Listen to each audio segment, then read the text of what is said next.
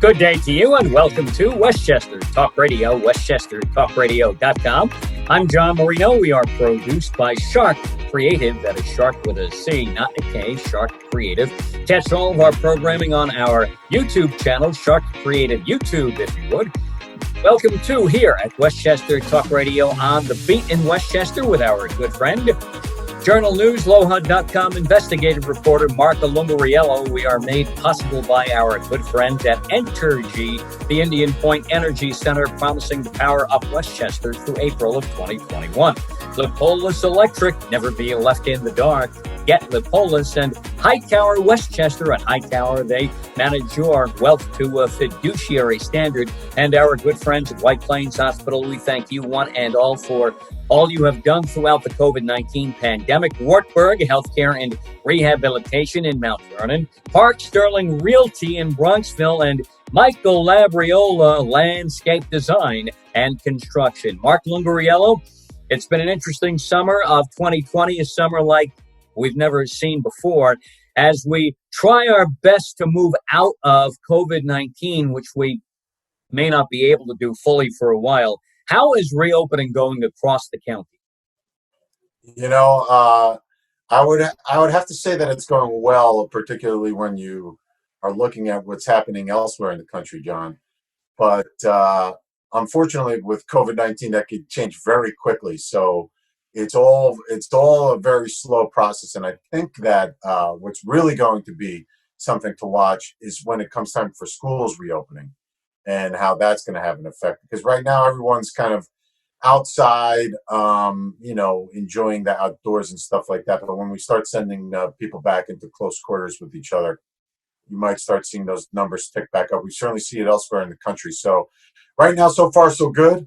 But it's all new territory. So we'll see where it goes. What are you hearing about schools reopening in September, which would be just over a month, 5 to 6 weeks away from now? It's such a guessing game. To be perfectly frank, I'm not an education reporter, as you know, but it's like this hybrid model looks like it's going to be popular. Which, will that really reduce an outbreak or be able to catch an outbreak? It's unclear because of asymptomatic carriers and that sort of thing. So what's the hybrid model? It's partially going to be online, and of course, people coming in person. And also maybe reduced class sizes. Maybe kids will come into a classroom 2-3 times a week as opposed to all 5 days. So it might be split groups and that sort of thing. So it's a guessing game. It's a learning process and it's a learning curve. So what works, and what doesn't, they'll try to peel back very quickly. I keep using the example. Look at what's going on with professional sports. They've reopened, some of the professional leagues. And we've seen some early misfires, let's say, some isolated outbreaks here and there. And those are much less densely populated situations than you're going to see in a classroom or school building. So you could see how that could happen, though. It's almost impossible. It's almost like a game of whack-a-mole, right, John? Every time you see a couple of cases pop up here and there, you just kind of have to hit it, try to shut everything down there, and hopefully it won't be as a widespread closure as we saw in March, April, May, and instead it'll just be close this, close that, and everything else can continue under watchful eye.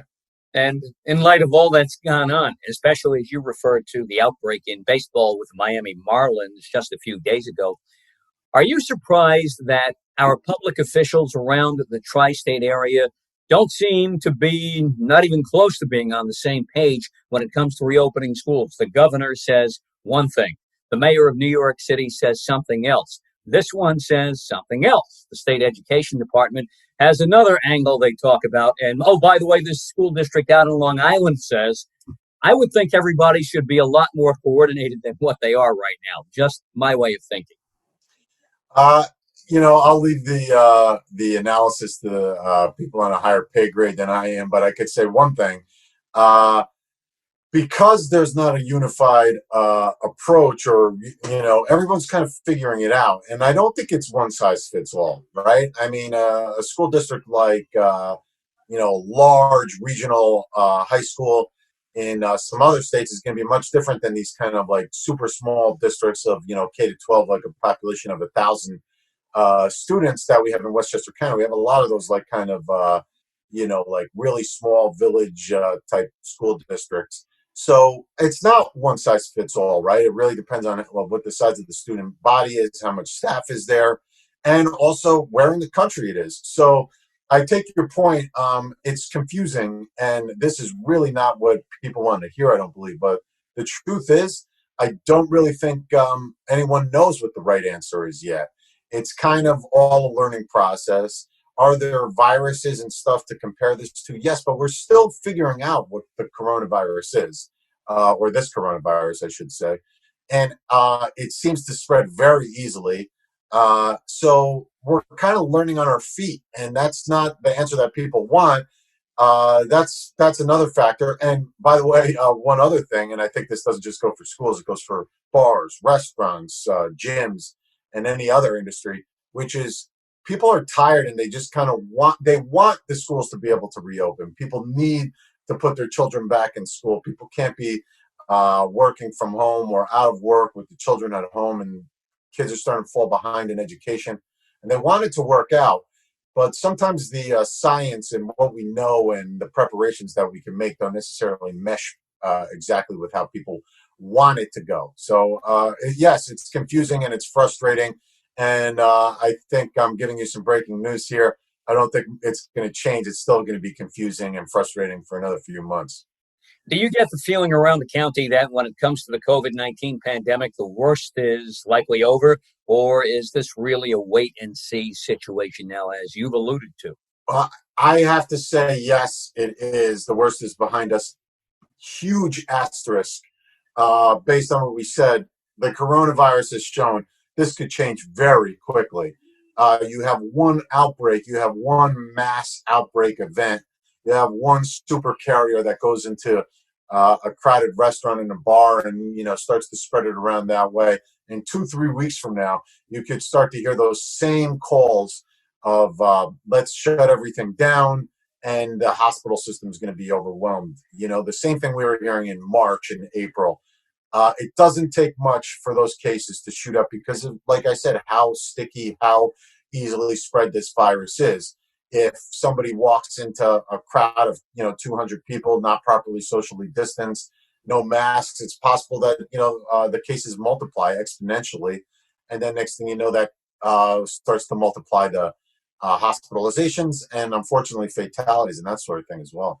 We have the brief uptick in the Chappaqua area a few weeks back after the Horace Greeley High School graduation, an outdoor affair where everybody was expected to stay in their cars, but yet apparently some people got out, were hanging out, backslapping, handshaking, etc., and a handful of people or so came down with COVID-19. Now, luckily, that seemed to be contained pretty quickly, yet you did have a brief uptick there. Yes, and that goes back to that whack-a-mole situation, right? You hope that they could limit a situation like that through contact tracing and that sort of thing to down to a handful of cases. The truth is, that's the only way that they're going to be able to handle this until there's some widespread treatment or vaccine. Because again, it's there, it's out there, John, and all it takes is someone to travel from New Jersey, Connecticut, or a different part of the country that has it, spread it to one person, and it's back. So and like we said, since it's so easily spread, or appears to be so easily spread, it's a very difficult situation. But they're hoping that they've reduced the number, they've flattened that curve, so to speak, enough that they could just get. I have this little thing in my hand here, the whack-a-mole, just like that, stomp out a few cases, get everybody to isolate, and hopefully limit serious cases. And of course, the fatalities are the big thing. If they could keep the fatalities on the downward trend, that's what they're aiming to do. Mm-hmm. And September is not yet upon us, as you've alluded to as well. A few weeks down the road, the experts say watch September, October, November, when the weather gets cooler and colder again, we could have another full outbreak, especially since a vaccine likely will not be ready by then. Yes, and schools, like I said, I mean, once you start putting people back into office settings and school settings, it could happen quickly. And I just want to know, there could be a lag. It may be a week or 2 weeks before people start to show symptoms or need to be hospitalized. So, that's like I said, it looks like the worst is behind you, but all it takes is one major outbreak, and 2 weeks later, we're back to where we were a few weeks ago. Been the fear since the beginning, right? As much as they ramp up testing, that's really the goal. Try to identify when things are flaring up in a Chappaqua or town X, village X, and try to limit it there as opposed to just have to close down everything across the board. On the beat in Westchester, Westchester Talk Radio, WestchesterTalkRadio.com. Produced by Sharc Creative, I'm John Marino, joined by Journal News, Loha.com, investigative reporter Martha Lungariello. Mark, as we move into the fall and we head towards football season, obviously, too, we are trying to get our lives back to normal as much as possible, yet we still have to keep stepping back and go back to topics we touched upon and talked about a couple of months ago. For example, a topic that might still be talked about into the fall, the way the governor and the state health department handled nursing home COVID-19 cases. The health department put out a self-investigative report exonerating the governor and itself. And this seems to be coming under a lot of fire from all sides, Republican, not only locally, but nationally, and Democratic, too, at least locally, with people in Queens, Democratic representatives and legislators there and in other areas too around the state, saying that the governor did not do all he could when it comes to protecting our seniors in nursing homes. What's your read on that? Yes, well, full disclosure, I haven't necessarily interviewed a lot of those legislators and stuff about their calls, but I do know that the outbreak largely, or at least the serious and fatal cases, were largely for people in nursing homes in the state and that sort of thing. And they do think that early decision to kind of have the homes take on people that had, contracted the virus may have contributed to it. So, yes, I mean, when it comes to any internal report that's going to be from the administration, there's going to be a level of skepticism. I don't know that like I said, that I've interviewed the people critical of it and exactly what their thought process is or about what other investigative agencies that they went in there. But I do think, of course, being as they're a high-risk population in nursing homes, and a lot of, or even the majority, I believe the statistic, don't quote me on that, but came from nursing homes in the state. I do think that we'll be talking about this probably long after this virus is contained one way or the other. Now let's talk elections. Mark, I know you focused much on that. We had our primaries across New York State a few weeks back. I would describe what happened to the Democratic Party in those primaries not as just an avalanche, but a landslide of progressive victories and influence behind the influence of AOC, Alexandria Ocasio-Cortez, who got the Democratic nomination again. Basically, a road, a path to re-election is wide open for her in the Bronx and in Queens in her district, but she has become quite a force locally. Her people, we'll call them, candidates that she supported, really rose to prominence during this primary season, especially against Elliot Engel and for the seat being vacated by Nita Lowey. Mm-hmm. Yes, there's been a reputation in Westchester County that it's kind of a middle moderate Democrat, Kennedy Democrats, Clinton Democrats, obviously a suburban Democrat, right? Right, and that's changed. Now, has it changed, or is it that there's a new modern take on how elections are run and how candidates run, and suddenly they're able to get their messages out, or they're able to get on a ballot, so they're able to give the establishment a run for the money. I'm not entirely sure if those two things aren't totally connected. And what I mean by that is, yes, there's clearly a shift in suburbia, but I also think that there's been a change in terms of how the messages get out. And Mondaire Jones, who won the primary in Nita Lowey's seat, he's of that belief. When you used to have to go up against the machine and you had to raise money, it was near impossible. But that's changed.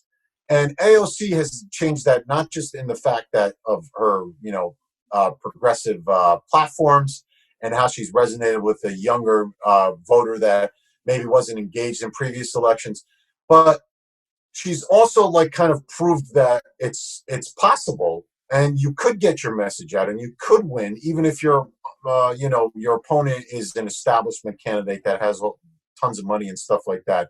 These organizations get behind you with these the Justice Democrats. That was a group that helped AOC get elected, and they backed Jamal Bowman, and suddenly you have name brands like AOC herself, Senator Bernie Sanders, Elizabeth Warren making endorsements of people like Mondaire Jones. And suddenly a candidate who seemed like a long shot when he first launched his campaign. When he first launched his campaign, Nita Lowey hadn't retired yet, so we thought he was going up against Nita Lowey. But yeah, so my point is, like, it might have been really difficult for somebody to get their message out. The administration would have kind of, I'm going to use my whack-a-mole analogy again, an insurgent candidate or progressive candidate pops up, and like the local Democratic committees and the powers that be come with the mallet and stamp out or knock out their election chances. But that's not the case anymore. You could get through on those like small individual donor donations through Facebook, through Twitter, through Instagram, and every other platform that people your age and my age, John, aren't even signed up for. So it's a different picture, not just politically, but it's a different picture about how people connect with candidates. You don't need to go and I'm going to be speak metaphorically when I say genuflect at the altar of the power elite within your party anymore. If you want to run, it used to be that John Marino walks into the Democratic town committee and they say, well, where have you been? You need to help this candidate and you need to volunteer on the planning board and you need to work your way up to the hierarchy before you run, or you need to have millions of dollars, hundreds of thousands of dollars to finance your campaign. So they may not be able to get the endorsement. A guy like Jamal Bowman may not be able to get the endorsement over a guy like Elliot Engel, who's been in office for 30 years.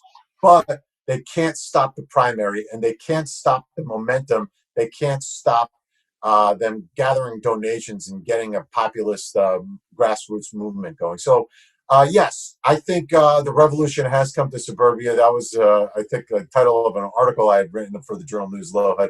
But it has changed, and it's there are a lot of factors at play. I don't. Again, I'll leave it to somebody with a higher pay grade than I to like make the conclusive determination as to what exactly happened. Maybe it's more than one thing, but one thing's for sure: things are going to be very different about the congressional and elected representation in this area going forward. I do think this is how the Democratic Party of today has evolved. You talked about what it could be, what it might be, might not be when you first opened up with your response to the question. I think this is today's Democratic Party now. It has changed that much from where it was. Not really the party of FDR or LBJ or JFK anymore.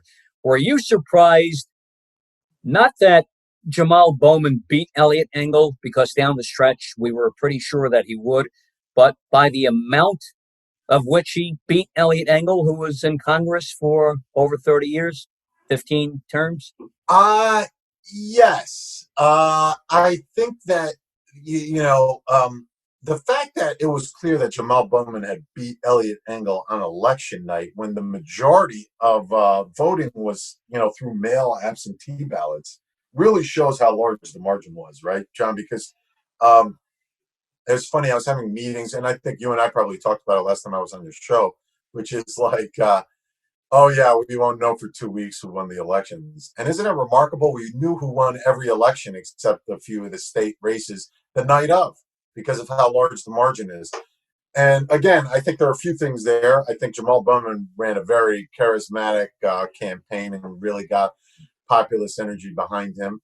I think the current climate in Congress and all the back and forth with Trump and Democrats and the impeachment and all that sort of thing, the party is shifting. And lastly, I think after you saw AOC, there's a new group of people involved that maybe were not involved in previous elections. So when you looked at Elliot Engel, you said, well, Elliot Engel remains popular in areas of Westchester, which is true, still true. But there's a young group of people. There are like millennials and younger generation are now engaged, and they kind of have this thing where it's our turn. And what I mean by that is, like we were saying before, about kind of waiting in line. And I think that those are the people that are swinging the vote now. I think that group of younger uh, voters, and certainly they're favoring younger candidates too. It's maybe even generational, but you could see it. You could feel it, and you could see as the election was coming closer that Jamal Bowman, even with a crowded ticket, all of the attention has been on him. But don't forget there were two or three other candidates on the primary ballot as well. But you could see it as it was coming closer. Elliot Engel went from 2018. He had three primary challenges, and he got more votes than all three of them combined. And then to lose in such a fashion this time, you could just tell that there was things have changed, and it's just a different scene. 2 years later, and so it seems like 20. Let's put it that way. A whole new world 2 years A whole after, new world. right? No question. Jamal Bowman, a one-time middle school principal, now seemingly headed to Congress.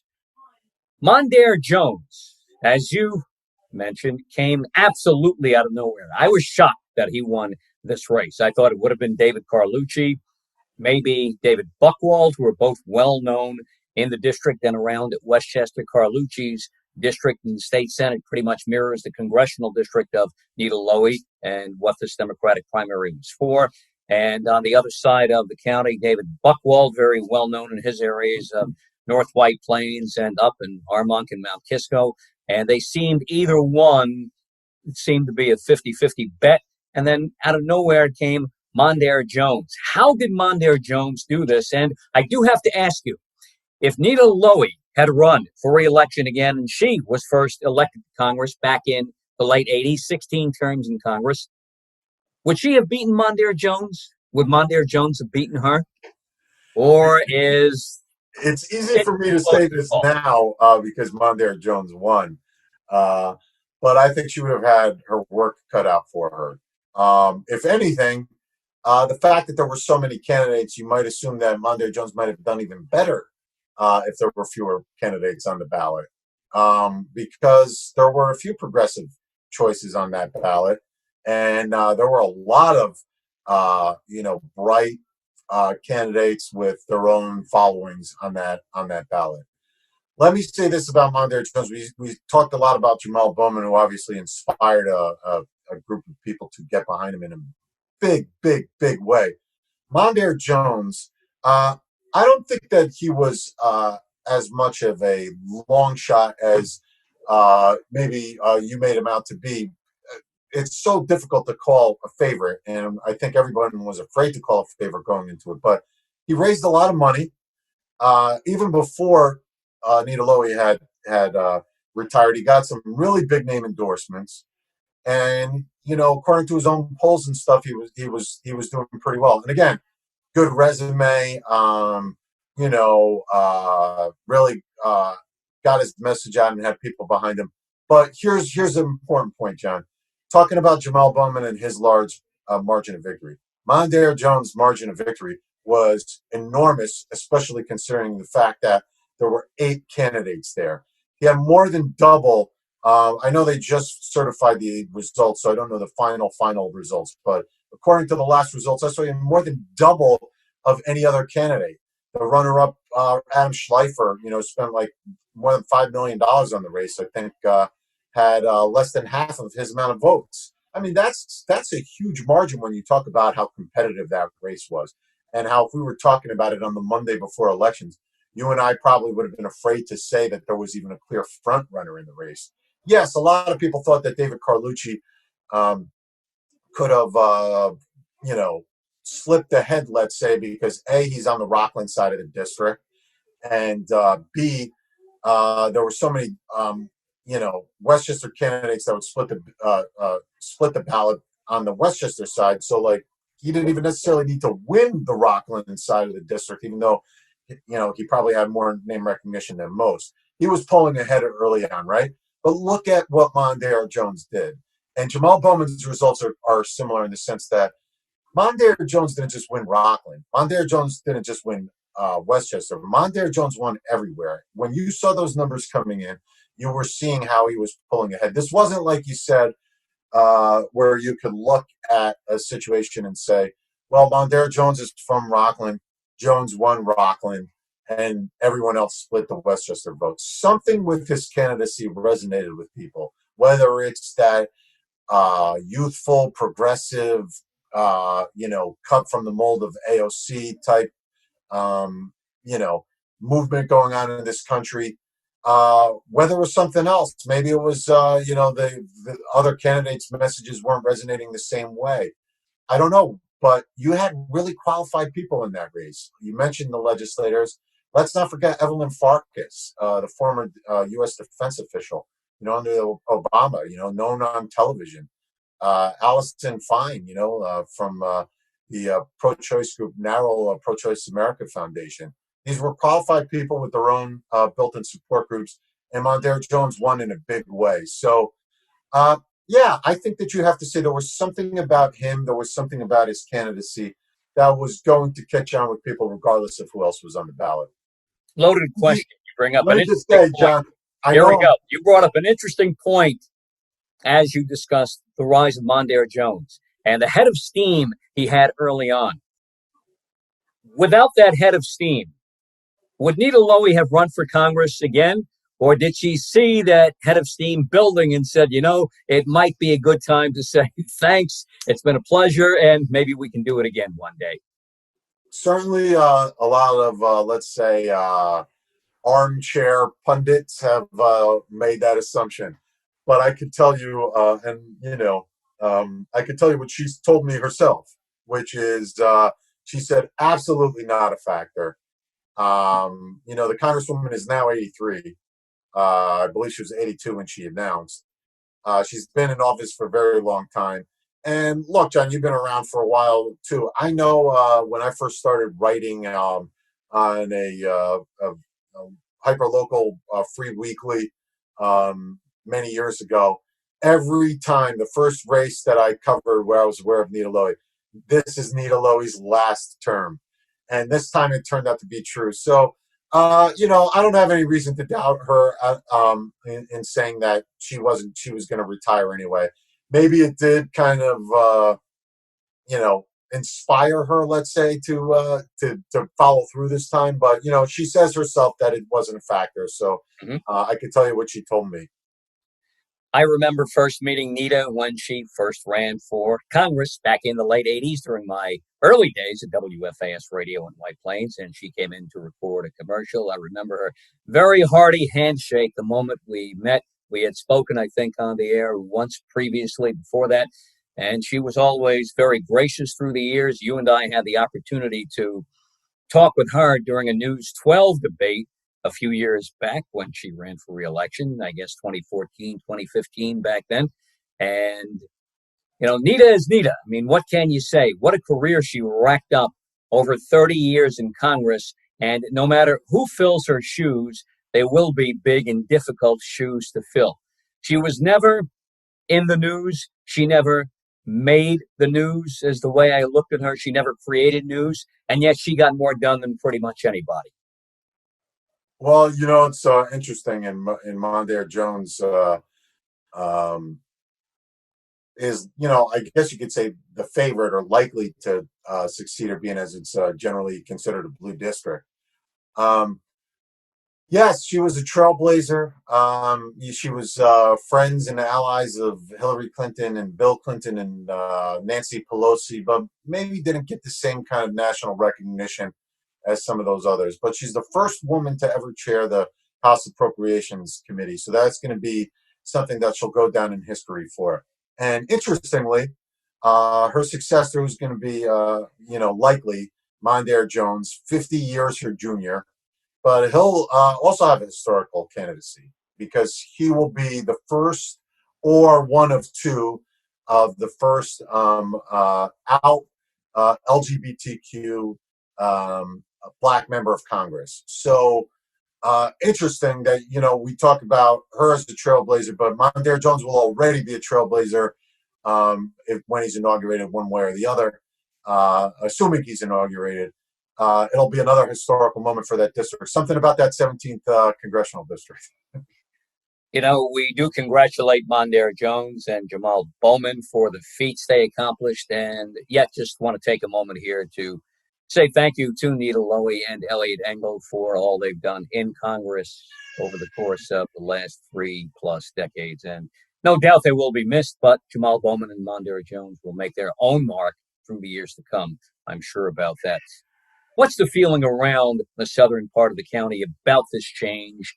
No more Nita Lowey after the new year. No more Elliot Engel after the new year. We have some new blood in, a new direction the party seems to be going in. What's the feeling around the county about that? There are two thought processes here, right? Let's talk about the optimistic one first. Everyone is excited on that support group that there's this new energy. Obviously, you don't know what happens with the presidential election. Is it going to be Trump or is it going to be Biden in office? Are the Democrats going to take the Senate or the Republicans going to take the Senate? What's going on in the House and all that sort of thing?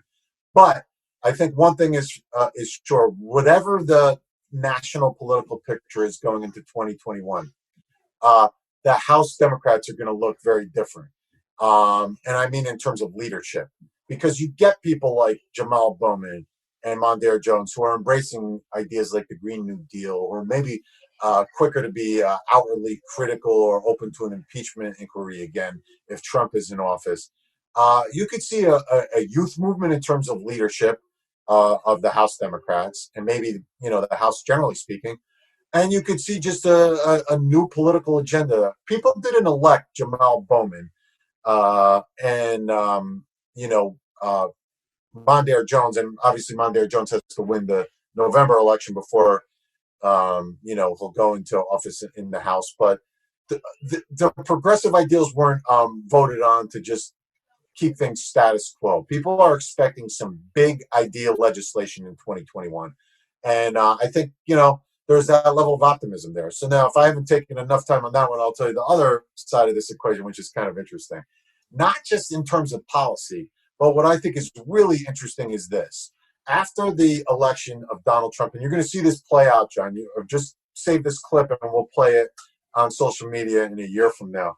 But there's this notion there was this notion when Trump was elected, and you had this new energy of indivisibles, and all these progressive activists getting involved in local government for the first time. People that never paid attention to the Westchester County executive race or state Senate races, and now they're pulling the Democratic candidates across the finish line. But here's what we've seen. When these groups first got involved, they successfully helped George Latimer get elected, Shelley Mayer, and a lot of people that are considered, long-time local involved Democratic personalities. So now it's kind of like George Latimer himself described indivisible, specifically indivisible groups, as the cavalry. But it's like I kind of made this comparison a few different times, which is like, it's almost like the cavalry is now saying, well, we're running for office. We're not necessarily here to rescue someone else. So I think what you're going to start to see is you're going to see primaries are going to be the new name of the game. And Anthony Scarpino is a great example, because although we did have this situation with the Mount Vernon officer and the tape recording that came out during the campaign, there wasn't necessarily some hugely controversial case that like people were very frustrated with him about. He wasn't somebody that had been in office as DA for like 90 years and like the rot or the, tired, wariness had set in.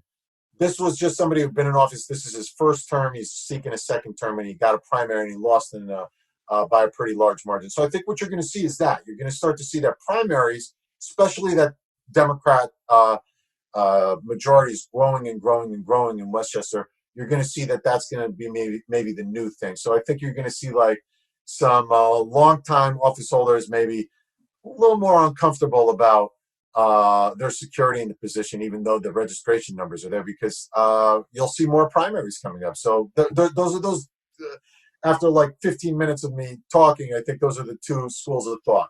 This optimistic view of possibly making a change in progressive policy, and there's also this kind of let's wait and see how this is going to reshape how you get on ballots, how you get nominated, how you get elected.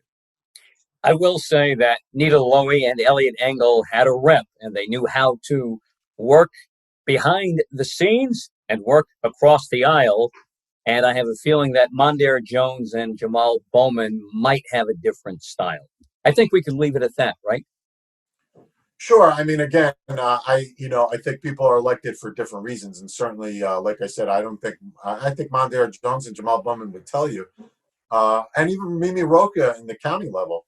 Uh, I don't think that they would say that they were elected to, just do things the old way. They'll come out with a little more fire, and being as people with new ideas and new energy. I think that they, like I said, they're elected for a different reason. You made reference now to the next thing I was going to bring up. And oh, by the way, we had a race for district attorney too. Tell us about Yes. that. Yeah, that it's funny.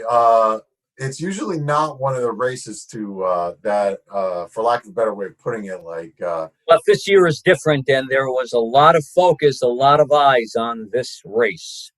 yes, it's like again. I mean, I'm trying to use like a word here, like I don't know, exciting race or whatever, because it's like it's a prosecutor job. It could be technical at times, but of course, here we are in one of the most profound moments of civil, upheaval and unrest over racial inequality and Right, with social justice, police reform, this is a key race now, maybe the most key in the county. yes, and in many ways, it's probably the most significant prosecutor race, at least in Westchester County, in a generation or longer. I mean, like I said, they're usually, for lack of a more gentle way of putting it, undercard races in, not the heavyweight title fight in terms Light of heavyweights, the others were, right. Okay. right? Yeah. So, but yeah, this is big, and again, Mimi Roca has to beat Bruce Bendish, the Republican on the ballot. Again, she has a huge advantage in terms of voter registration. Democrats, Republicans in Westchester, and that's getting exponentially better for Democrats. So she still has to win election in November, but she's someone who's campaigned on being a reformer to that office. And like I said, it's a national moment. It's a historical moment. Maybe something we'll be talking about a generation from now. So all eyes on the Westchester County DA. Um, you know, this year and next year, and how they're going to handle the early goings of 2021 in the new term. And one more critical race coming up in November. Republican, one-time county executive Rob Astorino against Pete Harcum, the incumbent for the 40th state senatorial district seat, which encompasses northern Westchester, all of Putnam, and part of Dutchess County up Route 22 into the town of Pauling. Size up this race for us, if you would. This, I think, is a heavyweight matchup, too. Yes, there's so much there in terms of local politics, but this is one of those races where it really transcends the district, right? One Democratic political consultant, I won't take ownership of his statement, but told me in an article that I wrote looking at the race that in many ways this represents the GOP's last stand in the region, and more so Westchester County than Putnam and Dutchess. But Astorino, the last person to win county-wide election as a Republican here, looks very daunting for any Republican to be able to win in this part of the state right now. A person with a lot of money in the bank, a former gubernatorial candidate. So he represents for Westchester Republicans really the last time that Westchester Republicans were feeling good about themselves generally, like having control of the county government, county legislature. The state, they've seen major losses, and Astorino's is somebody who's on CNN. He's kind of been a face of the party for a long time. That's a seat that used to be Republican for a long time. It was Republican, traditionally Republican. Pete Harcum has come in and flipped that seat, so they're hopeful that they could take it back. When I say they, I mean the Republicans. They need all the seats that they could get, and meanwhile, on the other hand, Pete Harckham, is confident that that seat is now firmly in his favor, and that his legislative record has, put it in his favor. But it's not going to be easy because there's going to be a lot of money flowing through that race, not just from the Republican side, but also Democrats are not going to be willing to just give up that seat, especially for somebody like Marino, who they believe could be a thorn in the side of the governor or other Democratic leadership in the state. They both have lots of name recognition. Rob Astorino also ran for governor in 2014, was involved in local politics as a teenager, matter of fact, and worked his way up to a candidate for governor. Two-term county executive Pete Harckham was on the county board in Westchester, and he was the head of the Democratic majority on the county board back in the middle part of the previous decade now. He won election to the 40th state senatorial seat, took over from a well-known Republican, Terrence Murphy. This one strikes me as it's going down to the wire and can go either way. What's really interesting about that seat is it's getting bluer. The Westchester side, Harckham, won just Westchester, lost in Putnam and Dutchess, and still won the seat because it's majorly in Westchester. And Trump has, been very repellent to a lot of voters in Westchester, not so much in the other parts of that district. So I think what you're going to see is it's going to be kind of a microcosm of the national federal debate on issues, on Trump, and on things like, and we've already seen it, right? Monuments and law enforcement protests and that sort of thing are going to be a driving factor and part of that campaign there. So it's going to be interesting. And I definitely, if you have like a logo, you can flash it on the screen as I say it, the race to watch in the region. Lots of races to watch, obviously, locally and nationally too, regionally as well in November as we. There's also a presidential race. Don't forget that one. Which one? The presidential race. Yeah. Oh, okay. Yeah. That's what I refer to nationally, of course. We have that coming up too, besides everything going on locally in Westchester. Mark Lungariello, LowHUD, journalnews.com, investigative reporter.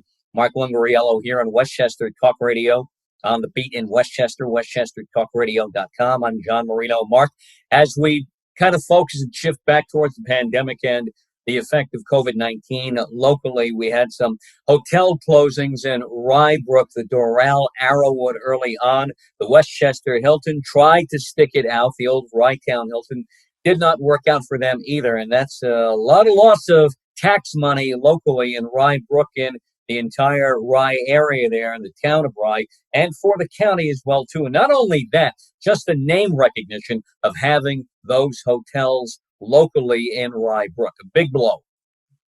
Yes. When you talk about a hotel like the Ryetown Hilton or the Westchester Hilton, it's not just the revenue to the governments, which, the local village was charging a 3% hotel booking tax on top of everything. It's not just that.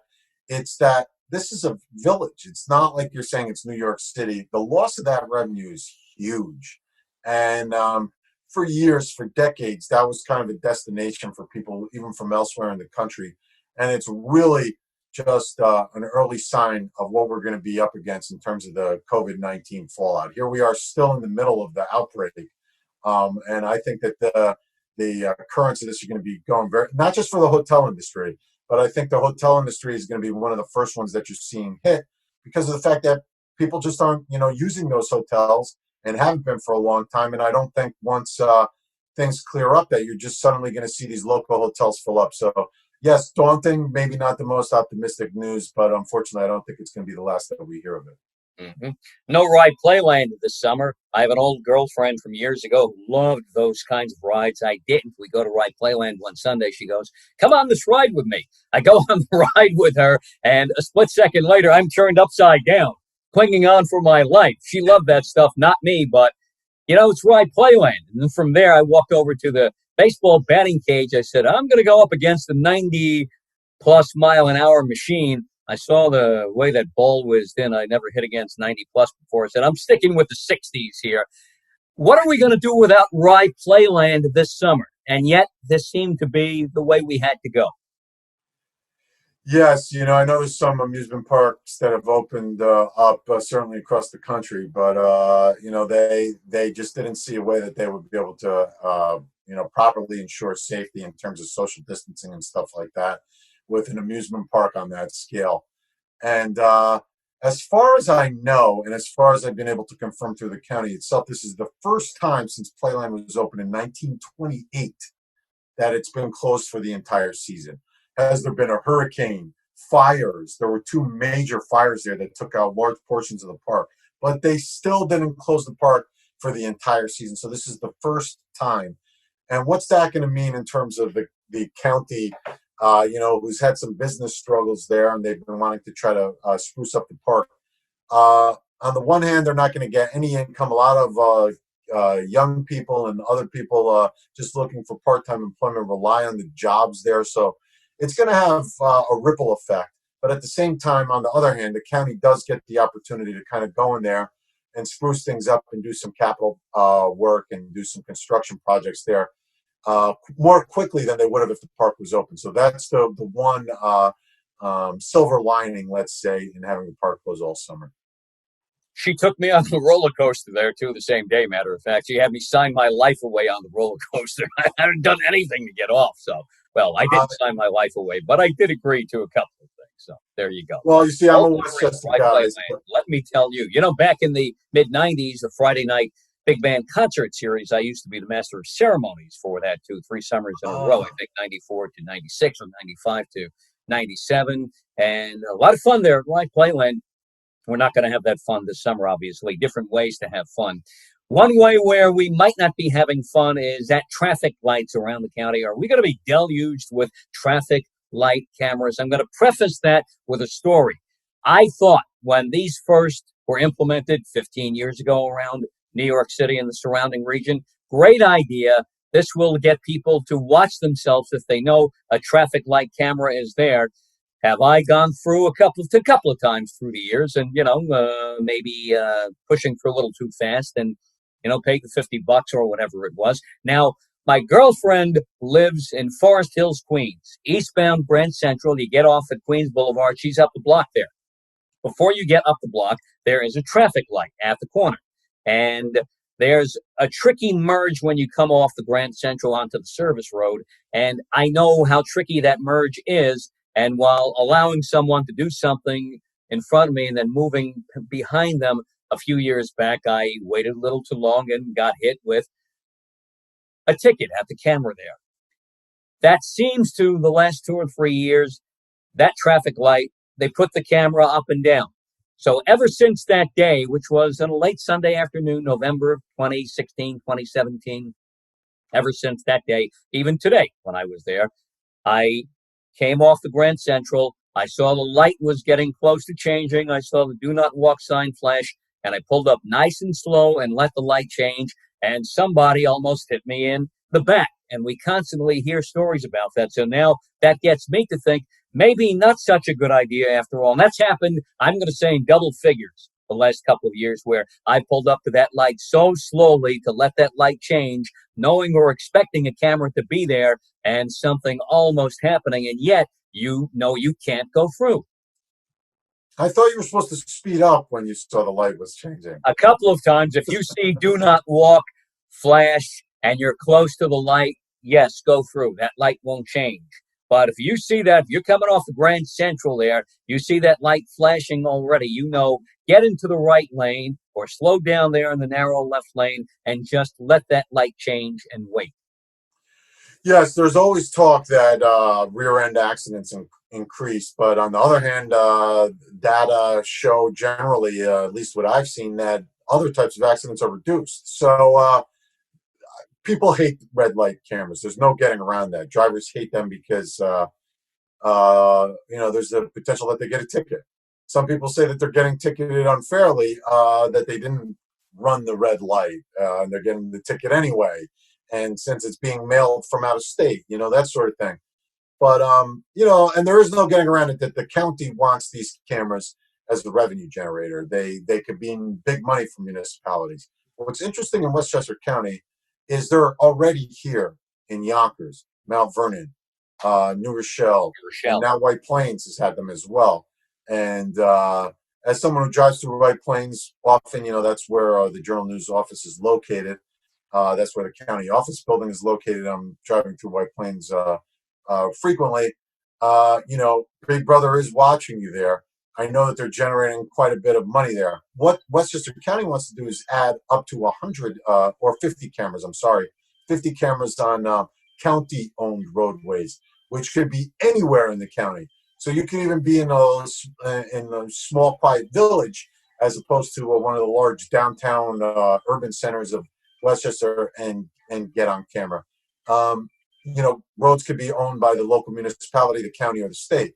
So they've asked several times, and the state legislature is always very hesitant to approve them. Namely, Assemblyman Tom Abenanti last time was very much saying that the county needed to do more homework before they asked for the cameras, tell them what intersections they were looking at, and also get buy-in from the local villages and towns. So in other words, if you're in Hastings-on-Hudson should be telling you that it's okay that you put a camera in their village, even though it's on a county-owned road.